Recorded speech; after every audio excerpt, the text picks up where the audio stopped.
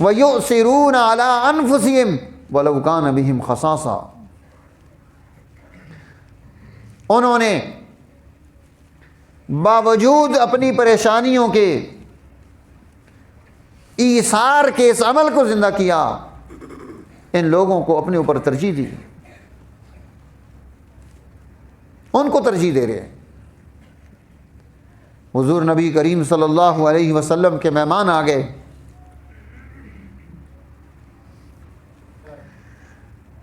ان کو اپنے گھر کون لے کر جائے گا؟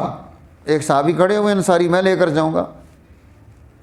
گھر گئے کہ یہ مہمان ہیں، گھر والی نے بتایا کہ آج تو ہمارے پاس کھانے کے لیے کچھ نہیں، ایک بندے کا کھانا ہے۔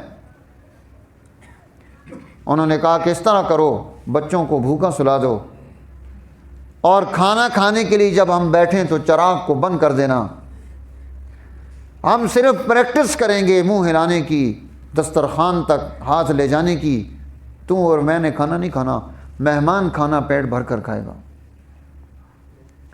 وَيُؤْثِرُونَ عَلَىٰ أَنفُسِهِمْ وَلَوْ كَانَ بِهِمْ خَصَاصَةٌ، باوجود اس کے کہ خود تنگ دست ہیں، دوسرے کو ترجیح دے رہے ہیں۔ ہمارے یہاں کیا ہوتا ہے، شادیوں پر آپ نے دیکھا ہوگا ہلا گلا مچ جاتا ہے، حالانکہ ان غریبوں نے کھانا زیادہ ہی بنایا ہوتا ہے، خالی ٹرے پہلی دفعہ خالی ہوگی پھر وہ بھر دے گا لا کے بیچارہ، لیکن اس ڈر سے کہ یہ دوسرا کھا جائے میں رہ نہ جاؤں، ہر آدمی پلیٹیں بھر لیتا ہے۔ اب پیٹ میں تو اتنا ہی جائے گا جتنی جگہ تھی، ہرس نے پلیٹ بھر دی، ضائع ہو گئی۔ نام اس جماعت صحابہ اور اہل بیت کا لیتے ہیں، کام کیسے ہیں؟